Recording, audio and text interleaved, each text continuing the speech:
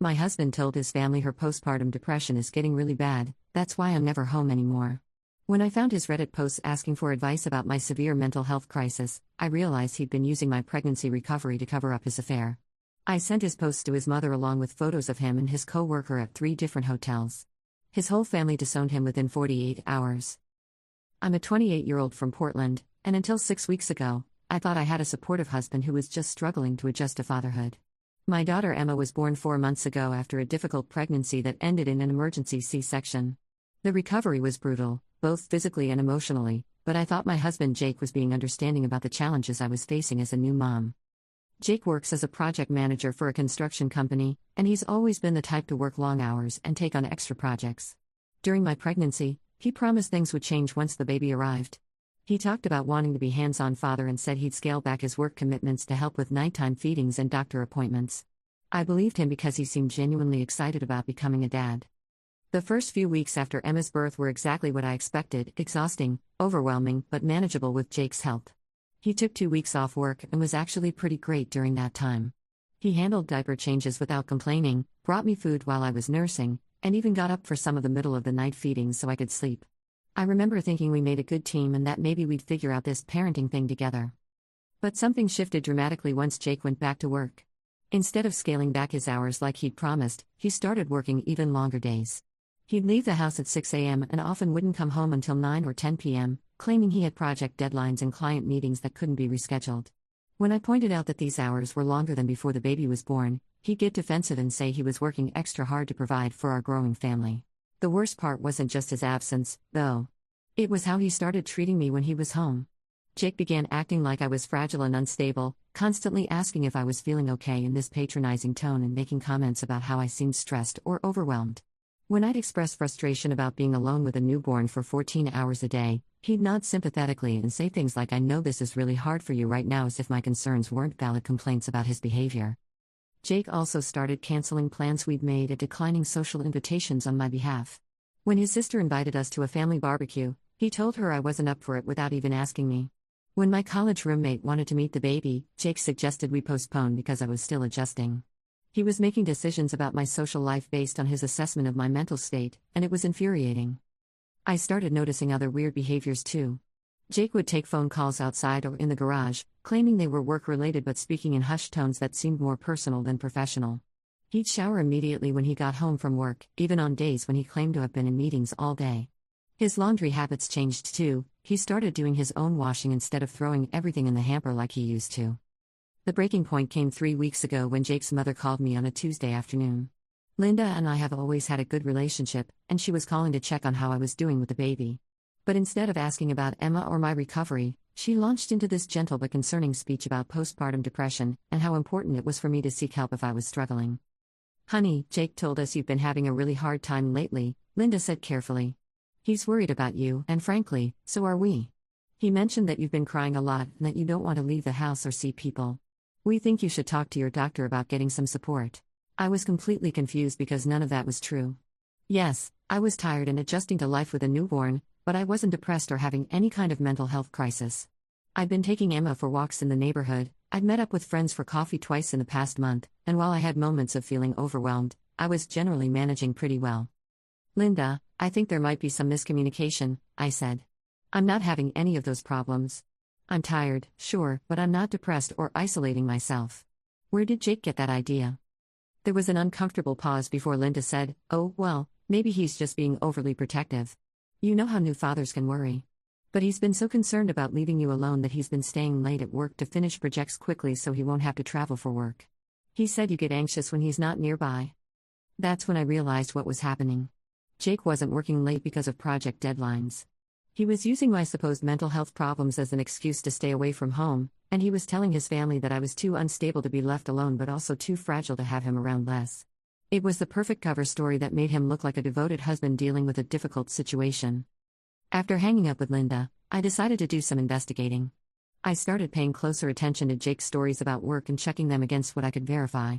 When he said he was meeting with the Johnson project team on Thursday, I called his office and learned that project had been completed 2 weeks earlier. When he claimed to be having dinner with a potential client on Friday, I checked his company's social media and saw posts from that same client's event happening across town. I also started tracking his location more carefully. Jake had always shared his location with me through his phone, probably because he never expected me to check it. What I found was disturbing. On the nights he claimed to be working late, his phone showed him at locations that had nothing to do with his job. Restaurants, a hotel downtown, an apartment complex across town that I'd never heard him mention. The final piece of evidence came when I was doing laundry and found a receipt in Jake's jacket pocket. It was from an expensive steakhouse downtown, dated the same night he told me he was working through dinner on a project proposal. The receipt showed charges for 2 dinners, 2 glasses of wine, and dessert. Definitely not a solo working dinner. But what really broke my heart was what I discovered when I decided to check if Jake had been posting online about our situation. I'd always known his Reddit username because he used to show me funny posts, and I decided to look at his recent activity. What I found made me feel sick to my stomach. Over the past 2 months, Jake had made dozens of posts in relationship advice forums, parenting groups, and mental health communities, all describing me as a wife suffering from severe postpartum depression who was making his life unbearable. He painted himself as a devoted husband struggling to support a partner who was emotionally unstable, irrationally angry, and refusing to get help. In one post titled "My Wife's Postpartum Depression is Destroying Our Marriage," Jake wrote, "She cries constantly, accuses me of not helping enough even though I'm working overtime to pay for her therapy and medication, and gets angry when I try to give her space to rest. I feel like I'm walking on eggshells all the time. How do I help someone who doesn't want help?" Another post said, "My wife became a completely different person after having our baby. She's suspicious and paranoid, questions everything I do, and makes me feel guilty for working to support our family. I've tried suggesting couples counseling, but she says I'm the problem. I'm starting to think I need to protect myself and my daughter from her instability." The comments on these posts were heartbreaking to read. Hundreds of people were offering Jake sympathy and advice for dealing with his mentally ill wife. People were praising him for being patient and suggesting he document my behavior in case he needed to seek custody of Emma. Some were even recommending he consider separation for his own mental health. But the most damaging posts were the ones where Jake was asking for advice about whether he was wrong for seeking emotional support from a female friend while his wife was going through a crisis. He described having a close friendship with a coworker named Sarah who was helping him cope with the stress of his home situation. He asked whether it was inappropriate to grab dinner with Sarah or spend time texting with her about his problems. Reading those posts, I realized Jake had been systematically destroying my reputation online while building a narrative that justified whatever relationship he was having with this Sarah person. He was crowdsourcing permission to cheat on his wife by convincing strangers that I was mentally unstable and emotionally abusive. I spent the next 3 days screenshotting every single post and comment. I also started following Jake more carefully, and on Thursday evening, I discovered the truth I'd been dreading. Using Find My Phone, I tracked Jake to a hotel downtown where he'd claimed to be meeting with a client. I drove to the hotel and waited in the parking lot until I saw Jake and a blonde woman I didn't recognize walking out together, holding hands and kissing before getting into separate cars. I followed the woman to her apartment and took photos of her license plate. A quick social media search revealed her name was Sarah Martinez, and she worked for the same construction company as Jake. Her Instagram was full of recent photos of dinners, flowers, and romantic dates that clearly showed Jake in the background or reflection, though she'd been careful not to tag him directly. Going back through Sarah's posts, I could see the relationship had been developing for months. There were photos of work dinners and company events that matched perfectly with nights Jake had told me he was working late. She posted about falling for someone unavailable and getting flowers from my favorite project manager. The timeline showed their relationship had started during my pregnancy and intensified after Emma was born. Friday morning, while Jake was at work, I compiled everything I discovered into a detailed email. Screenshots of his Reddit posts, photos of him with Sarah at the hotel, evidence of his lies about work events, and a timeline showing how he'd been using my postpartum period to justify his affair. I sent this email to Linda, Jake's father, his sister, and his brother. I also sent it to my own parents and my sister so they'd know the truth about what had been happening. The response was swift and devastating for Jake. Linda called me within an hour, crying and apologizing for believing Jake's stories about my mental health. She said the family had been planning an intervention to convince me to seek treatment, and they were horrified to learn that Jake had been lying to them while cheating on his postpartum wife. Jake's father called him at work and told him not to come to Sunday dinner until he could explain himself like a man instead of a liar. His sister sent him a text saying, "I can't believe you made us think Emma's mom was crazy while you were running around with another woman. You're disgusting." His brother was apparently even more direct, telling Jake he was dead to the family until he fixed the mess he'd created. But the real justice came when I decided to post my own response on Reddit. I found every forum where Jake had been lying about me and posted a detailed rebuttal with evidence. I included screenshots of his posts alongside photos of him with Sarah, documentation of his lies about work, and a timeline showing how he'd used my pregnancy and postpartum period to justify his affair. The response was immediate and overwhelming. People who had previously offered Jake sympathy were appalled to learn they'd been manipulated into supporting a cheating husband. Several users who remembered his posts reached out to apologize for the advice they'd given him. The moderators of multiple forums banned Jake's account and pinned my post as an example of how people manipulate online communities. Jake came home Friday evening to find his bags packed and a printed copy of the divorce papers I'd filed that afternoon. He tried to deny everything at first, claiming the photos were taken out of context and that Sarah was just a friend helping him cope. When I showed him the screenshots of his Reddit posts, he became defensive and angry. "You invaded my privacy," he said. "Those posts were my way of getting support during a difficult time." "Difficult time?" I asked. "You mean the difficult time of cheating on your wife while she recovered from childbirth, and telling the internet she was mentally unstable?" Jake tried to flip the script, claiming that my detective work proved I was paranoid and controlling just like he described in his posts. He said any normal wife would trust her husband instead of tracking his location and checking his social media activity. "Normal husbands don't lie to their families about their wives having mental breakdowns while they're having affairs," I replied. "Normal husbands don't crowdsource justification for cheating on Reddit." The conversation ended with Jake moving in with his brother temporarily, since his parents had made it clear he wasn't welcome at their house until he made things right with me and Emma. Sarah apparently broke things off with him that same weekend, likely because she hadn't signed up to be the other woman in such a public scandal. Update 1: It's been 2 weeks since I discovered Jake's Reddit posts and confronted him about the affair. The response from both our families and the online community has been overwhelming, and I wanted to provide an update on what's happened since.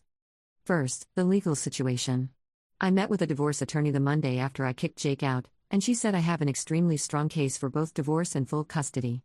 Jake's own Reddit posts provide documented evidence of him lying about my mental health and using our daughter as a justification for his affair.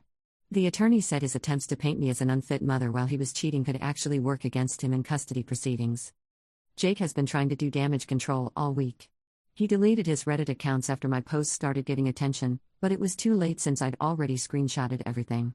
He also tried to convince his family that I'd misunderstood his posts and that he'd been exaggerating his concerns about me to get better advice online. His mother shut that down pretty quickly. "You told us she was having a mental breakdown and couldn't be left alone with the baby," Linda told him. "You made us think she needed psychiatric intervention. That's not exaggerating, that's lying about serious mental health issues for your own benefit." The fallout at Jake's work has been significant too. Apparently word spread about his Reddit posts and the affair with Sarah, and several co-workers have come forward to say they'd suspected something was going on but hadn't wanted to get involved. Sarah was transferred to a different department, and Jake is facing a disciplinary review for conducting a personal relationship that created a hostile work environment. But the most satisfying consequence has been watching Jake realize that nobody believes his victim narrative anymore. He tried posting a response on Reddit claiming I'd manipulated the evidence, and that he was the real victim of an abusive wife who violated his privacy. The response was brutal. People called him out for trying to gaslight an entire online community, and his posts were downvoted into oblivion. Several users who'd originally offered Jake sympathy came forward to share how betrayed they felt by his manipulation.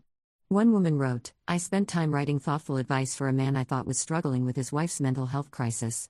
Finding out he was actually cheating while his wife recovered from childbirth makes me sick. This is exactly why people don't trust men who claim their wives are crazy." Jake has been asking to see Emma, and I've been allowing supervised visits at his brother's house. During one of these visits, Jake tried to convince me to go to couples counseling, claiming we could work through this if I'd just give him a chance to explain. I told him there was nothing to work through. He'd systematically lied about my mental health to justify cheating, and that wasn't something you could fix with therapy. "I made mistakes," he said, "but I was overwhelmed and didn't know how to handle everything." "So was I replied. "I was recovering from major surgery while caring for a newborn. The difference is I didn't lie to our families about your mental health or start an affair." The conversation with my own family has been healing. My parents had been worried about me based on things Jake had told them, and they were relieved to learn that I was actually managing new motherhood pretty well considering the circumstances. My sister has been staying with me and helping with Emma, and having that support has made me realize how much easier everything could have been if Jake had actually been the partner he pretended to be. I've also been getting messages from women who read my Reddit posts and recognize similar patterns in their own relationships. Apparently, using postpartum depression as a cover for infidelity is more common than I realized. Several women shared stories about partners who'd claimed they were having mental health crises while actually cheating or planning to leave. One message particularly stood out: My ex-husband told everyone I had severe postpartum anxiety and couldn't be trusted alone with our twins. I found out later he'd been having an affair with his secretary and was trying to build a case for custody by making me seem unstable. Thank you for sharing your story because it helped me realize I wasn't crazy for feeling like something was wrong. Jake's attempts to rebuild relationships with his family aren't going well. His sister told me he showed up at her house last weekend trying to explain his side of the story, but she asked him to leave after he continued to blame me for forcing him to seek support elsewhere. His father apparently told him that real men don't abandon their wives after childbirth and then lie about it to cover their tracks. The most difficult part of this whole situation has been dealing with the emotional manipulation Jake continues to attempt. He's been sending me long text messages about how much he misses his family and how he's willing to do whatever it takes to fix things. But these messages are always followed by subtle attempts to shift blame back to me or minimize what he did. In one text, he wrote, "I know I handled things poorly, but I felt like I couldn't talk to you about how overwhelmed I was feeling. Maybe if we'd communicated better, none of this would have happened. I showed this to my therapist. Yes, I actually am seeing someone now, ironically, and she pointed out how Jake was still trying to make his affair partly my fault." Update 2. It's been 6 weeks since I discovered Jake's Reddit deception, and the situation has continued to evolve in ways I didn't expect. I wanted to share another update because several people have asked about the legal proceedings and Jake's ongoing attempts to control the narrative. The divorce is moving forward smoothly. Jake initially tried to fight for 50-50 custody, claiming he was a devoted father who'd been unfairly characterized by my vindictive response to his infidelity. However, his own Reddit posts proved to be incredibly damaging to his case. His attorney apparently advised him to accept supervised visitation and weekend custody after reviewing the evidence. What really hurt Jake's position was a post I'd screenshotted where he'd written, "Sometimes I wonder if I'm even ready to be a father. My wife expects me to help with nighttime feedings and diaper changes, but I work long hours and need my sleep. She acts like taking care of our baby is a two-person job, but I think she's just overwhelmed and needs to learn better time management." The family court judge was not impressed with Jake's attitude toward parenting responsibilities, especially when contrasted with his claims that he was working late to provide for his family. The judge noted that Jake seemed to view childcare as entirely his wife's responsibility while simultaneously claiming she was too mentally unstable to handle it alone. Jake's relationship with his family continues to deteriorate. His parents invited me and Emma to Sunday dinner last week, but specifically told Jake he wasn't welcome until he stopped lying and started taking responsibility. During the dinner, Linda apologized again for believing Jake's stories about my mental health. "I feel terrible that we were planning to confront you about getting psychiatric help," she said. "Jake was so convincing about how worried he was about you. We thought we were helping, but we were actually enabling him to continue his affair while making you feel isolated." Linda also revealed that Jake had been laying the groundwork for his deception much earlier than I'd realized. Apparently, he'd been making comments about my mood swings and difficulty adjusting since Emma was born, gradually building a narrative that I was struggling mentally before he ever posted anything online. "He'd call me after visiting you and say things like she seemed really overwhelmed today or I'm worried about how she's handling everything," Linda explained. "Looking back, I realize he was training us to expect problems so we'd believe him when he claimed you were having a breakdown. The manipulation was even more calculated than I'd initially understood. Jake hadn't just been covering for his affair, he'd been systematically undermining my credibility with our family so that if I ever discovered his cheating, no one would believe my side of the story." Meanwhile, the Reddit community's response to Jake's behavior has been fascinating to watch. My original post about discovering his deception has been shared across multiple platforms and has apparently become a case study in online manipulation. Several relationship bloggers have written articles about how people use mental health stigma to justify their bad behavior and control narratives about their relationships. One article that particularly resonated with me was titled "The Postpartum Gaslighting Playbook: How Cheating Partners Use Mental Health Stigma to Avoid Accountability." The author interviewed several women who'd experienced similar situations where their partners had used their postpartum period as cover for infidelity or abandonment. Jake apparently read some of these articles and was furious about being publicly humiliated for what he called private relationship problems.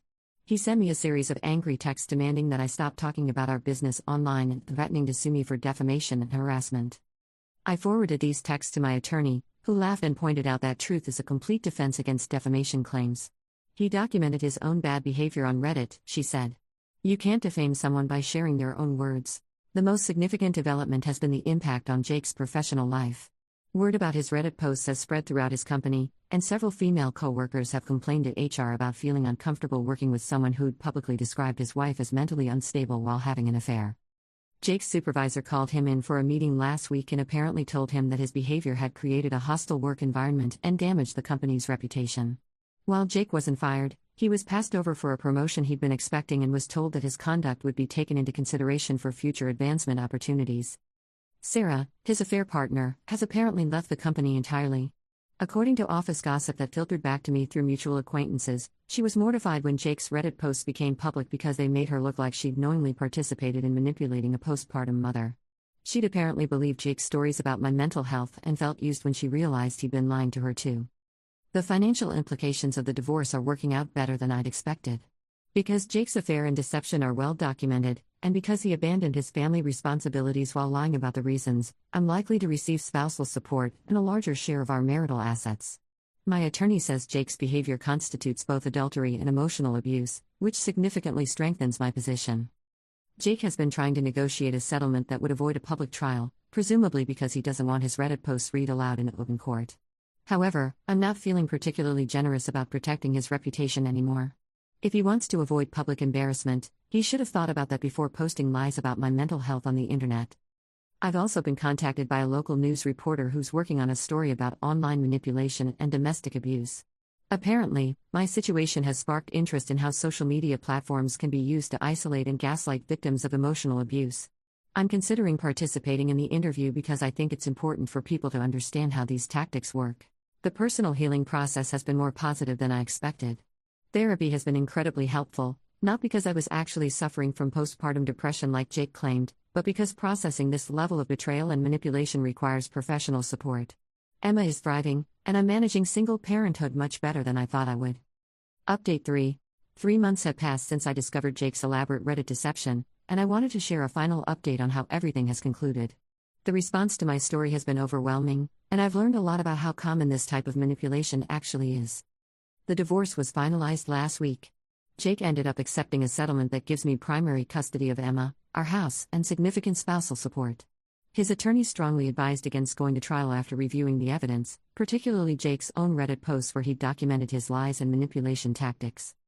During the settlement negotiations, Jake's lawyer tried one last time to argue that his Reddit posts were taken out of context and that he'd been venting rather than actually lying about my mental health. My attorney responded by reading several of his posts aloud, including the one where he'd asked whether it was normal for a wife to become paranoid and controlling after having a baby, and whether he should document her behavior in case he needed to protect our daughter from me. "Your client didn't just vent online," my attorney told Jake's lawyer. "He created a false narrative about his wife's mental health to justify abandoning his family and having an affair. These posts show premeditation and a pattern of emotional abuse that continued for months." Jake signed the papers without saying a word to me. He looked defeated and angry, but I think he finally realized that his attempts to control the narrative had completely backfired. His plan to paint me as mentally unstable while positioning himself as a suffering husband had instead created a permanent record of his manipulation and lies. The professional consequences for Jake have been more severe than I initially expected. While he wasn't fired from his job, he was demoted and his security clearance was revoked due to trustworthiness concerns. Apparently, his employer decided that someone willing to systematically lie about his wife's mental health couldn't be trusted with sensitive client information. Jake has also been struggling to find new employment. Several potential employers have apparently found his Reddit posts during background checks, and the story has been covered in local media as an example of online manipulation and domestic abuse. His reputation in our professional community is essentially destroyed. The impact on his family relationships has been permanent. Jake's parents told me they've decided to maintain a relationship with Emma and me while cutting ties with Jake until he demonstrates genuine remorse and change. His sister said she can't trust someone who would lie about a new mother's mental health to cover up an affair. "What you did to Emma's mom while she was recovering from childbirth is unforgivable," Linda told Jake during what turned out to be their last conversation. "You made us believe she was mentally ill while you were cheating on her. That's not something a good man does, and it's not something a good father does." Perhaps most satisfying has been watching Jake's attempts to rebuild his reputation fail repeatedly.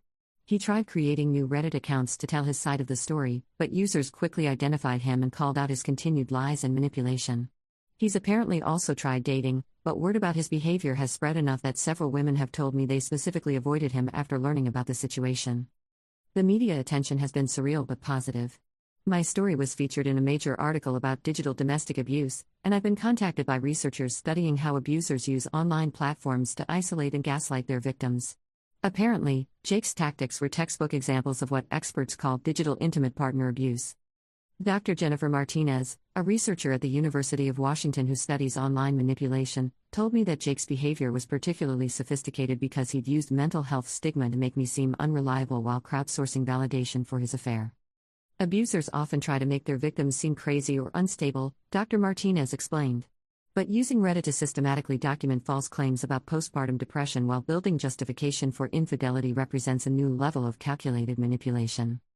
I've been invited to speak at a conference about domestic violence next month, and I'm considering writing a book about the experience. Several literary agents have reached out after reading the media coverage, saying there's strong interest in stories about modern forms of emotional abuse and digital manipulation. The online response continues to be incredible. I've received hundreds of messages from women who've experienced similar situations, partners who use their postpartum period, mental health struggles, or other vulnerabilities as cover for infidelity or abandonment. Many of them said reading my story helped them recognize that they weren't crazy for feeling like something was wrong in their relationships. One message that particularly moved me came from a woman whose husband had used her anxiety disorder as justification for having an affair. He told everyone I was too unstable to be a good wife, and I started believing him. Seeing how Jake manipulated you helped me realize that my ex was using my mental health against me too. Thank you for showing me that I wasn't the problem. I've also heard from men who said my story helped them recognize manipulative behavior in their own relationships or made them more aware of how mental health stigma can be weaponized against vulnerable partners. Emma is now 7 months old and absolutely thriving. She's a happy, healthy baby who seems completely unaffected by the drama that surrounded her early months. Jake sees her for supervised visits every other weekend, but he's shown little interest in being an active father. He usually returns her early and often seems more interested in complaining about his situation than actually spending time with his daughter. I'm doing well personally and professionally. The marketing firm where I work has been incredibly supportive throughout the divorce process, and I recently got a promotion. I've also started dating someone new, a single father who thinks my story about standing up to Jake's manipulation is inspiring rather than vindictive. The financial situation has worked out better than I'd hoped. Between the divorce settlement, spousal support, and child support, Emma and I are financially secure. I've also received offers for paid speaking engagements and writing opportunities that could provide additional income. Looking back, I'm grateful that I discovered Jake's Reddit posts when I did. If I hadn't found them, he might have continued his manipulation for years, possibly convincing our families that I actually did need psychiatric intervention. The evidence I gathered not only proved my sanity but also protected Emma from a father who was willing to lie about her mother's mental health for his own convenience. The experience has taught me valuable lessons about trusting my instincts and documenting concerning behavior. I almost convinced myself that I was being paranoid when I started investigating Jake's stories, but my gut feeling that something was wrong turned out to be completely accurate. To anyone reading this who feels like their partner is making them question their own sanity or using their vulnerabilities against them, trust your instincts. Document everything. And remember that someone who truly loves you won't use your mental health, medical recovery, or other challenges as weapons against you. Jake's plan to use my postpartum period as cover for his affair ultimately destroyed his reputation, his family relationships, and his career. Sometimes the truth has consequences, and sometimes those consequences are exactly what someone deserves. The woman I am now would never tolerate being gaslighted about my mental health while my partner cheated on me. I'm stronger, more confident, and infinitely better off without someone who would lie about my sanity to justify his betrayal. Emma deserves better than a father who would manipulate her mother's postpartum recovery for his own selfish purposes, and I deserve better than a husband who would crowdsource permission to abandon his family. Edit. Thank you for all the supportive messages and awards. To those asking about resources, I've added links to organizations that help with postpartum support, digital abuse, and legal assistance for mothers dealing with manipulative partners. Remember that anyone willing to lie about your mental health to justify their bad behavior isn't someone worth saving a relationship with. Edit 2. Jake apparently found this post, someone must have sent it to him, and has been trying to contact me through various platforms claiming this is harassment and threatening legal action. I forwarded all his messages to my attorney, who says his behavior is actually helping our case for the restraining order we're considering. Some people never learn.